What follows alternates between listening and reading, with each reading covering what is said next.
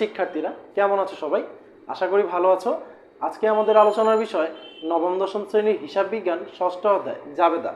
জাবেদার এটি ৩ নম্বর পর্ব। আমরা প্রথম পর্বে জাবেদা সংক্রান্ত আলোচনা করেছিলাম এবং দ্বিতীয় পর্বে ক্রয় জাবেদা কী করে সহজে নির্ণয় করা যায় এবং ১ নম্বর সৃজনশীলটি আমরা আলোচনা করেছিলাম। তো সেই ধারাবাহিকতায় আজকে আমরা দ্বিতীয় নম্বর সৃজনশীলটির সমাধান করব।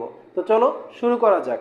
আমাদের দ্বিতীয় নম্বর সৃজনশীলে যে বলেছে প্রশ্নটা আমরা একটু পড়ি, তোমরা অবশ্যই তোমাদের বইয়ের সাথে প্রশ্নটা মিলিয়ে নিবে। ২ নম্বর প্রশ্নে বলেছে বাহাউদ্দিন অ্যান্ড সন্সের 2017 সালে মে মাসের লেনদেনগুলো ছিল নিম্নরূপ। ২ তারিখে বলেছে ব্যবসায়ের জন্য ব্যাংক থেকে উত্তোলন 15,000 টাকা, রমিজ ব্রাদার্সের নিকট 5% বাটায় 10,000 টাকার পণ্য বিক্রয়, চালান নাম্বার 173। এটা অবশ্যই বাকিতে হয়েছে। চালানের পরিবহন খরচ ধরা হয়েছে 1,000 টাকা, ভাড়া অগ্রিম পরিশোধ 3,000 টাকা, পণ্য বাবদ চেক প্রদান করা হয়েছে 7,000 টাকা, 5% বাট্টায় সাদাত অ্যান্ড কোম্পানির নিকট 9,000 টাকার পণ্য বিক্রয়, চালান নাম্বার এত, প্যাকিং চার্জ 500 টাকা, নগদ উত্তোলন 1,000 টাকা। তো আমাদের প্রথম প্রশ্নে বলেছে, প্রশ্ন কতে বলা হয়েছে বাহাউদ্দিন অ্যান্ড সন্সের মে মাসের বিক্রয় খাতে বাট্টার পরিমাণ। আচ্ছা, আমরা বাট্টাটা একটু জেনে নেই। বাট্টা আসলে কি? ধরো কোনো একটা পণ্য নির্ধারিত মূল্য অপেক্ষা আমরা কম মূল্যে ক্রয় করলাম, ঠিক যতটুকু কম মূল্যে ক্রয় করা হলো ঠিক ততটুকু অংশকে আমরা বাট্টা বলে থাকি। বাট্টা আসলে 2 প্রকার, একটা হচ্ছে ব্যবসায়িক বাট্টা বা আমরা ট্রেড ডিসকাউন্ট বলে থাকি ইংরেজিতে, বা কারবারি বাট্টাও বলে থাকি বাংলায়। কারবারি বাট্টার আরেক নাম ব্যবসায়িক বাট্টা, ইংরেজিতে ট্রেড ডিসকাউন্ট। আরেকটা বাট্টা রয়েছে ক্যাশ ডিসকাউন্ট। ট্রেড ডিসকাউন্ট অথবা ব্যবসায়িক বাট্টাটা কেমন? ধরো আমরা কোনো একটা পণ্য কেনার সময় বিক্রেতা যেটা করে থাকে, পণ্যটার দাম কিছুটা কমিয়ে নেয় বিক্রি বৃদ্ধির জন্য। তো এই যে কম টাকাটা নেওয়া হলো সেটাই হচ্ছে ব্যবসায়িক বাট্টা, যেটাকে আমরা ইংরেজিতে ট্রেড ডিসকাউন্ট বলে থাকি। তো এই বাট্টাটা আসলে বিক্রেতার জন্য বিক্রয় বাট্টা আর ক্রেতার জন্য ক্রয় বাট্টা। এই বাট্টা আসলে বিক্রেতা কিংবা ক্রেতা কেউই হিসাব রাখে না, কারণ এটা হিসাব রাখার দরকার পড়ে না। তো শিক্ষার্থীরা, নগদ বাট্টা সেটা কেমন? আসলে ব্যবসায় পরিচালনার সময় অনেক সময় কি হয়, বাকিতে লেনদেন বাকিতে হতে পারে। তো ক্রেতা বিক্রেতার মধ্যে লেনদেনগুলো দ্রুত নিষ্পত্তির জন্য যে বাট্টা প্রদান করা হয় তাই হচ্ছে নগদ বাট্টা। আর নগদ বাট্টা লিপিবদ্ধ করা হয়, কিন্তু ব্যবসায়িক বাট্টা আমরা ক্রেতা বা বিক্রেতা কেউই কি লিপিবদ্ধ করে না। ঠিক আছে, আশা করি বাট্টা নিয়ে তেমন বেশি কিছু বলার নাই। তো আশা করি বাট্টার ব্যাপারটা বুঝতে পেরেছো। তো আমাদের প্রশ্ন কতে যেটা বলেছে,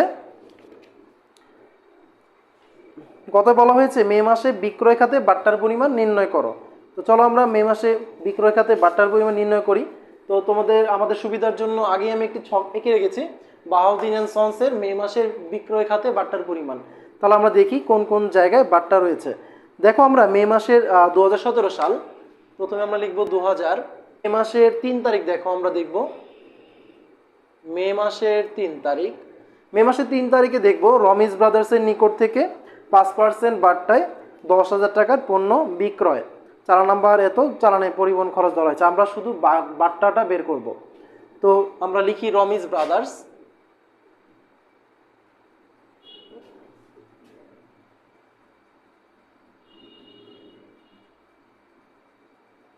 রমিজ ব্রাদার্স। তো রমিজ ব্রাদার্সের নিকট 10,000 টাকার 5% আমরা কত জানি? 10,000 টাকার 5% আমরা জানি 500 টাকা।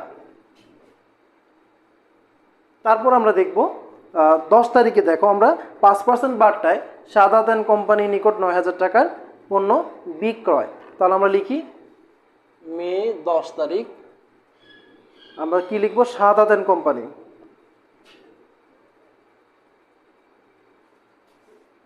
শাহাদাত অ্যান্ড কোম্পানি। আজকে লেখাটা খুব ভালো হচ্ছে। 9,000 টাকার 5% 450 টাকা। তাহলে আমরা যোগ করলে পাচ্ছি 950 টাকা। খুব সহজে আমরা বিক্রয় খাতে বাট্টার পরিমাণ বের করে ফেললাম। খ নম্বর প্রশ্নটা চলে যাচ্ছি। খ নম্বর প্রশ্ন বলেছে উপযুক্ত লেনদেনের ভিত্তিতে বিক্রয় জাবেদা। আমরা বাকিতে পণ্য বিক্রয় করলে যে জাবেদা প্রস্তুত করি সেটাই হচ্ছে বিক্রয় জাবেদা। আমরা আগের ক্লাসে ক্রয় জাবেদা শিখেছিলাম। অর্থাৎ শুধুমাত্র বাকিতে লেনদেনের ফলে আমরা ক্রয় অথবা বিক্রয় জাবেদা প্রস্তুত করতে পারবো। নগদে লেনদেনের জন্য কোনো ক্রয় জাবেদা কিংবা বিক্রয় জাবেদা প্রস্তুত করব না। তো চলো আমরা বিক্রয় জাবেদাটা প্রস্তুত করি। আমরা এখন বিক্রয় জাবেদা প্রস্তুত করছি। বিক্রয় জাবেদার ছকটা আমরা দেখে নিই, তারিখ, ডেবিট হিসাব খাত, চালান নাম্বার, সূত্র আর হচ্ছে জাবেদাটা। তাহলে আমরা বুঝবো কিভাবে? আমরা আগেই জানি যে বিশেষ জাবেদা 6টি, সেটি করার সময় তারিখের পর কখনোই বিবরণ বসে না, হয় ডেবিট হিসাব খাত বসে, না হয় ক্রেডিট হিসাব খাত বসে। তাহলে সেটা আমরা বুঝবো কিভাবে? আমাদের বোঝার জন্য আমরা মেইন যে জাবেদাটা এখানে লিপিবদ্ধ করব। বাকিতে পণ্য বিক্রয়ের জাবেদা কি? দেনাদার হিসাব ডেবিট, বিক্রয় হিসাব ক্রেডিট। তাহলে টাকাটা কে পায়? দেনাদার পায়। দেনাদার কোথায় রয়েছে? ডেবিটে রয়েছে। তার জন্য আমি এখানে লিখেছি ডেবিট হিসাব খাত। আমরা ক্রয় জাবেদা করার সময় শর্ত লিখতাম, কিন্তু এখানে শর্ত লাগবে না। আচ্ছা, তাহলে আমরা শুরু করি।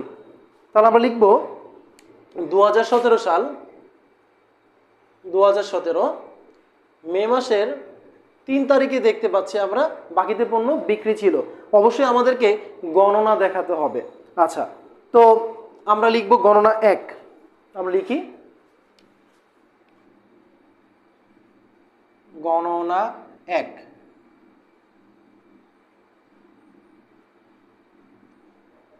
গণনা 1। তো তাহলে আমরা লিখব কি? রমিজ ব্রাদার্সের নিকট বিক্রয়। রমিজ ব্রাদার্সের নিকট বিক্রয়। ব্রাদার্সের নিকট বিক্রয়। রমিজ ব্রাদার্সের নিকট বিক্রয় কত টাকা ছিল? আমরা দেখতে পাচ্ছি 5% বাটায় 10,000 টাকার পণ্য বিক্রয়, এবং এখানে চালানে পরিবহন খরচ ধরা হয়েছে। আমরা অবশ্যই মনে রাখতে হবে, যদি আমরা যখন ক্রয় জাবেদা বিক্রয় জাবেদা প্রস্তুত করব, চালানে যদি ক্রয়, পরিবহন, প্যাকিং চার্জ, অন্যান্য কোনো যদি খরচ যুক্ত থাকে, তাহলে সেটা অবশ্যই কি আমাদেরকে যোগ করতে হবে। আচ্ছা, তাহলে আমরা লিখব 10,000 থেকে আমাদের বাদ দিতে হবে কয় পার্সেন্ট বাট্টা? 5% বাট্টা বাদ দিতে হবে। তো -5% যোগ করব আমরা এখানে কত টাকা? বহন খরচটা, হ্যাঁ, চালানে যে পরিবহন খরচ সেটা আমাদেরকে যোগ করে দেখাতে হবে। তাহলে আমরা পাচ্ছি, এটা বাদ গেলে হচ্ছে 500 টাকা। তাহলে 9,500 যোগ 1,000, তাহলে দাঁড়াচ্ছে 10,500 টাকা। তাহলে মে মাসের 3 তারিখে আমরা পাচ্ছি 10,500 টাকা। রমিজ ব্রাদার্স, তাহলে আমরা লিখব রমিজ ব্রাদার্স।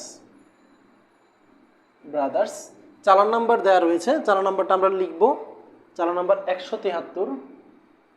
সূত্রটি একটি টিক দিব, 10,500 টাকা। তারপর আমরা দেখতে পাচ্ছি আমাদের 10 তারিখ শাহাদাত এন্ড কোম্পানি। আমরা লিখব গণনা 2, একটু নিচে লিখব গণনা 2, শাহাদাত এন্ড কোম্পানির নিকট বিক্রয়। হ্যাঁ, প্রশ্নে শাহাদাত এন্ড কোম্পানির নিকট বিক্রয়। কোম্পানির নিকট বিক্রয়।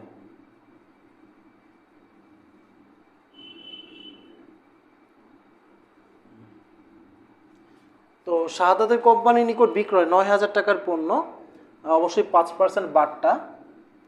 9,000 মাইনাস 5% যোগ হচ্ছে আমাদের কি দ্বারা? প্যাকিং চার্জ আছে, তো প্যাকিং চার্জটা আমাদেরকে যোগ করে দিতে হবে। 9,000 টাকার 5% হচ্ছে 450, তাহলে যোগ 500, তাহলে 9,000 থেকে 450 চলে গেলে 8,000 কত? 550, 8,550 যোগ 500, তাহলে দাঁড়াচ্ছে 9,050। তাহলে আমরা লিখব মে মাসের 10 তারিখ শাহাদাত এন্ড কোম্পানি। চালান নাম্বার অবশ্যই দেয়া থাকলে লিখতে হবে, চালান নাম্বার 174। শর্ততে একটা টিক দিব, 9,050, দুটি যোগ করে দিব। যোগ করলে আমাদের অ্যামাউন্টটা দাঁড়াচ্ছে 19,550। 19,550। খুব সহজে আমরা বিক্রয় জাবেদা প্রস্তুত করে ফেললাম। তারপর আমরা চলো দেখি গ নাম্বার প্রশ্নে কি বলেছে। গ নাম্বার প্রশ্নে বলেছে বিক্রয় জাবেদা সংশ্লিষ্ট লেনদেন ব্যতীত বিক্রয় জাবেদা সংশ্লিষ্ট লেনদেন ব্যতীত অবশিষ্ট লেনদেনের সাধারণ জাবেদা দাখিলা করতে বলেছে। তো চলো আমরা সাধারণ জাবেদা ছক আঁকি। প্রিয় শিক্ষার্থীরা, সাধারণ জাবেদা প্রস্তুতের জন্য আমরা একটি ছক তৈরি করে নিলাম। ছকটি খুবই সহজ, আমরা জানি তারিখ, হিসাবের নাম ও ব্যাখ্যা, খতিয়ান পৃষ্ঠা, ডেবিট টাকা ও ক্রেডিট টাকা। আমরা জানি জাবেদার ছক 5টি। তো আমরা দেখব প্রশ্নে বলা হয়েছে বিক্রয় জাবেদা সংশ্লিষ্ট লেনদেন ব্যতীত যে লেনদেনগুলো রয়েছে সেগুলো সাধারণ জাবেদা আমরা প্রস্তুত করব। তো আমরা প্রথমে দেখছি বিক্রয় জাবেদা ব্যতীত মে মাসের 2 তারিখ, আমরা তারিখ লিখে ফেলি 2017। মে মাসের 2 তারিখ, মে মাসের 2 তারিখ বলেছে ব্যবসায়ের জন্য ব্যাংক হতে উত্তোলন 15,000 টাকা।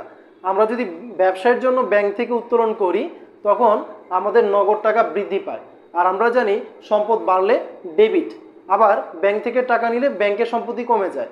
একবার সম্পত্তি বেড়েছে, একবার সম্পত্তি কমেছে, তাই আমরা লিখব ব্যাংক, আমরা অবশ্যই কি লিখব, ব্যাংক হিসাবটা ক্রেডিটে লিখব, কারণ ব্যাংক থেকে সম্পত্তি কমেছে। তো আমরা লিখব নগদান হিসাব ডেবিট,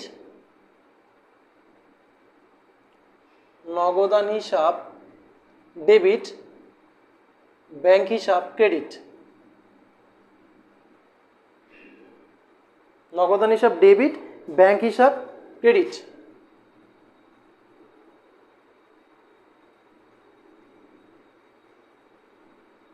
ক্রেডিট কত টাকা? টাকা হচ্ছে 15,000 টাকা। তাহলে আমরা লিখব 15,000 টাকা, 15,000 টাকা। তাহলে আমরা ব্যাখ্যাটা কি লিখব, ব্যাংক থেকে নগদ টাকা উত্তোলন করা হলো, মানে প্রশ্নে যা বলা থাকবে তাই আমরা ব্যাখ্যা আকারে লিখে দিব, ব্যাংক থেকে নগদ টাকা উত্তোলন করা হলো। তারপর আমরা দেখি মে মাসের 5 তারিখ ভাড়া অগ্রিম পরিশোধ করা হয়েছে। তোমরা অবশ্যই এখানে ব্যাখ্যাটা লিখে নিবে, আমি লিখলাম না। ব্যাংক থেকে নগদ টাকা উত্তোলন করা হলো। দেখো 5 তারিখে বলেছে ভাড়া অগ্রিম পরিশোধ। ভাড়া কি?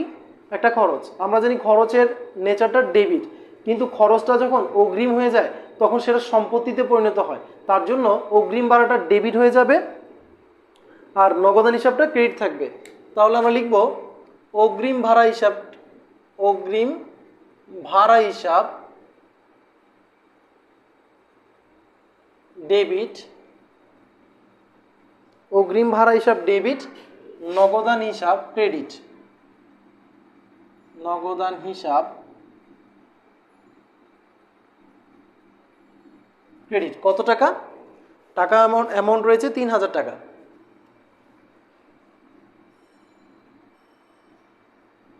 আচ্ছা, তারপরে এন্ট্রিটা কি রয়েছে? তারপর আমরা দেখতে পাচ্ছি মে মাসের 8 তারিখ পণ্য ক্রয় বাবদ চেক প্রদান। আমরা জানি পণ্য কোনো একটা এন্ট্রির সাথে যদি চেক শব্দটা থাকে তাহলে তা অবশ্যই কি ব্যাংক হিসাবকে প্রভাবিত করবে। তাহলে পণ্য ক্রয় বাবদ চেক প্রদান, ক্রয়ের নেচারটা কি? ক্রয় হচ্ছে একটা খরচ, আর খরচ বৃদ্ধি পেলে সর্বদা কি ডেবিট উদ্দীত প্রকাশ করে। তার জন্য আমরা কি লিখব? ক্রয় হিসাব ডেবিট, আর যেহেতু তার সাথে চেকের সম্পর্ক রয়েছে তাই ব্যাংক হিসাব ক্রেডিট। তাহলে আমরা লিখব মে মাসের 8 তারিখ ক্রয় হিসাব ডেবিট,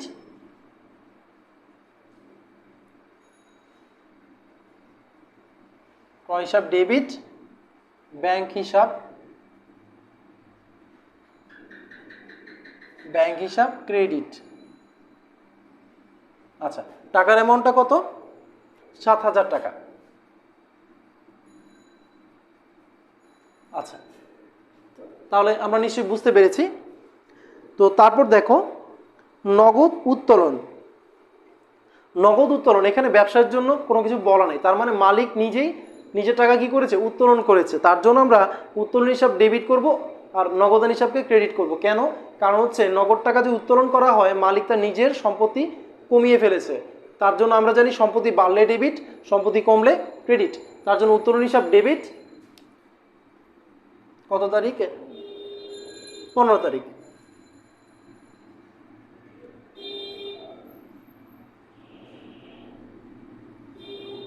উত্তোলন হিসাব ডেবিট, নগদান হিসাব ক্রেডিট। যদি ব্যাংকের কথা বলতো তাহলে নগদান হিসাব ডেবিট, ব্যাংক হিসাব ক্রেডিট হতো। কত টাকা? 1000 টাকা। 1000 টাকা।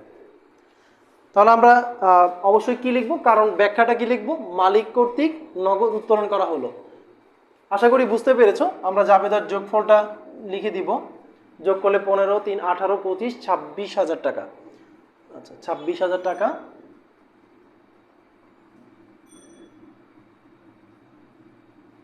তাহলে আমরা লিখে দিব জাবেদার যোগফল 26,000 টাকা। আশা করি খুব সহজেই তোমরা বুঝতে পেরেছো। পরবর্তীতে আমরা পরবর্তী ক্লাসে 3 নাম্বার সৃজনশীলটি নিয়ে আলোচনা করবো। আজকে এই পর্যন্তই। ভালো